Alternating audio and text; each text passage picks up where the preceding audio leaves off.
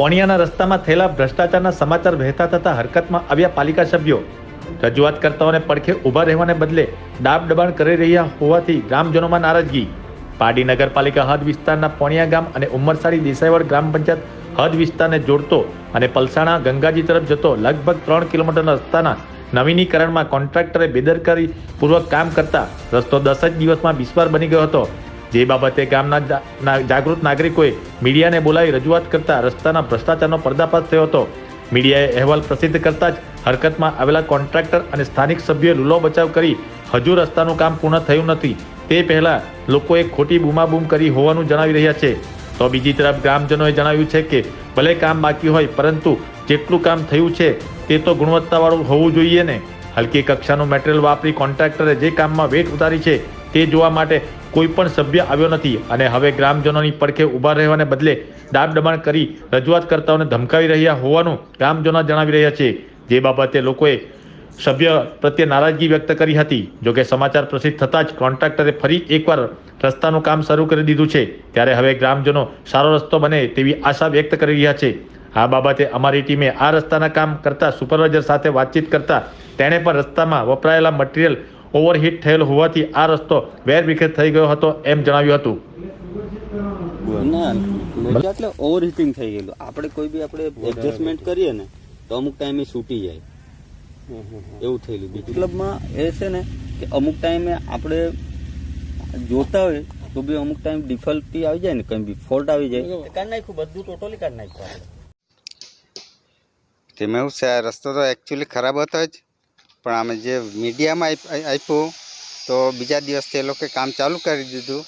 Actually કામ તો ખોટું થયેલું જ હતું ને હવે કામ ચાલુ કરી દીધું છે, એ બદલ મીડિયાનો ખૂબ ખૂબ આભાર માનીએ છીએ અમે આ ગામ વતી।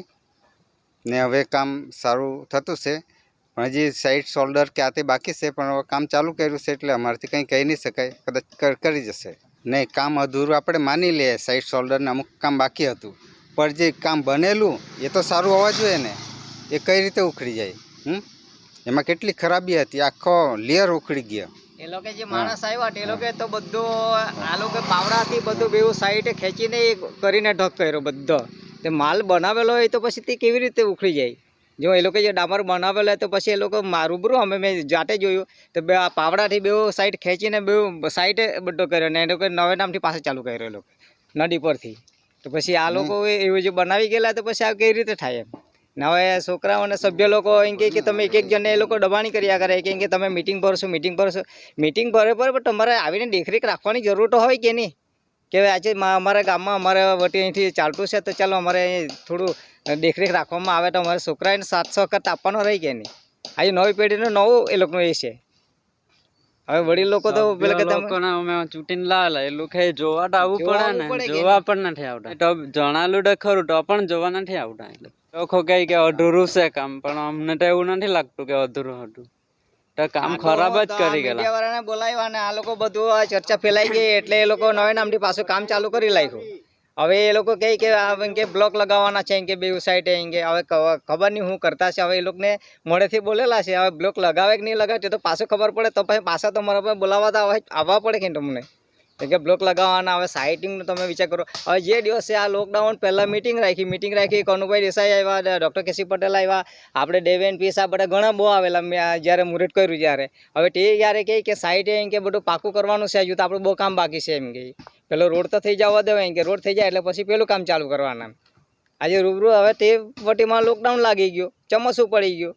હવે ચોમાસું પડી ગયું તે પહેલાં હવે આ લોકોએ આવું કર્યું કામકાજ કર્યું તો આખો ડાંબર પેલું ડાંબર જે બનાવેલો હવે જે ગામ અહીંયા જે ઘર લાગતા છે ત્યાં લગી તો એ લોકો રસ્તો સારો છે, પણ જે પછી ત્યાંથી ઘર નથી તે સાઈડ તો આખો બધો એકલો કપચી તો બહાર નીકળી આવી। તો હવે એ પાથરણી ને તે પાથરણીમાં કેવો ડિફરન્સ પડી જાય એમ? હવે એ લોકો જોવું જોઈએ ને કે પછી એ લોકો કે આપણે એ લોકોને કહે ત્યારે એ લોકો એક જણને સભ્ય લો એ લોકોને છોકરાને દબાવવાની વાત કરી, થોડું કામ આવે છે। હવે એ લોકોને જોવાની જરૂર તો હોય કે નહીં કે આજે કામ કર્યું કેવું કર્યું હું છે તે તો જોવાની ફરજ હોય કે નહીં? હા, બહુ છોકરાને એ લોકોને સાથ સહકાર આપવું જોઈએ કે ચાલો અમે બી આવીએ તમારી સાથે જોઈએ કેવું બનાવેલું છે એમ। કોન્ટ્રાક્ટરને ભરોસે છોડીને કોન્ટ્રાક્ટ આવું કરી જાય ને એ લોકોને તો એ થોડું કામ આવે છે। એટલે બધું કામ તો વ્યવસ્થિત કરવું જ પડે કે નહીં. કેટલું કૌભાંડ થયું આને લીધે આ બધું હવે આ ચર્ચા ફેલાઈ ગઈ એમ. ને હવે આજે પાછા નવે નામથી પાછું કામ ચાલુ કર્યું એ લોકો. રાતના તો 8 વાગ્યા લગી કામ ચાલુ કર્યું. રાત્રે કામ ચાલુ કરવાનું રહી ગઈ.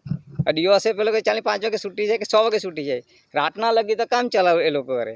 એમાં શું છે કે એ લોકોને કાવતરું એ જ નથી ખબર પડતી. હવે એ પેલા કોન્ટ્રાક્ટર એમ કહેવા માંગે કે જે જ્યાં માલ બનાવે ને ત્યાં હીટિંગ વધારે આપી દીધું એટલે એમ કે ડાંબર બગડી ગયેલો એમ કહેવા માંગે. એમ કે કાલે કોન્ટ્રાક્ટરને મેં પોતે પૂછ્યો તો પેલા ભાઈને પૂછ્યું તો શું કરે કારણ કે માલ એમ કે વધારે હીટિંગ આપેલું એટલે એમ કે માલ બગડી ગયેલો એટલે એમ કે ઉખડી જાય એમ કહેવા માંગે. તો તમારે જોવું જોઈએ ને એમ કે માલ કેવી રીતે બગાડવાનો કેવી રીતે લાવવાનું તે તમારે વ્યવસ્થિત કરવું જોઈએ ને એમ કહેવા માંગે. એ લોકો કોન્ટ્રાક્ટર કાલે એને પૂછ્યું મેં તો એમ કે અમારે એમ કે કંઈ કરવું નથી એમ કે જે માલ હતો તે અમે લાવીને લાખી દીધો એમ કહેવા માંગે છે. હવે પછીથી તકેદારી રાખી સભ્યો પ્રમુખ જે કંઈક જે સભ્યો છે એ લોકોએ કાળજી રાખી આ ટોટલી ગામનું કામમાં ધ્યાન આપવું જોઈએ. હવે પછીથી કોઈ એવું ગોબાચારી થવું નહીં જોઈએ ને ખરેખર આ જરૂરી રસ્તો છે.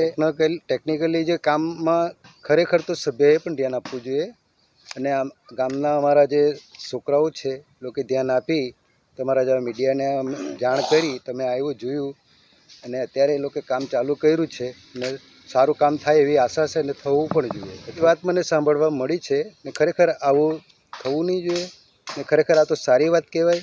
જાગૃત નાગરિક તરીકે બધાએ જો આ તમને મીડિયાને જણાવ્યું એ બહુ સારી વાત કહેવાય ને હવે પછીથી કામ સારું થતું છે અને થવું પણ જોઈએ.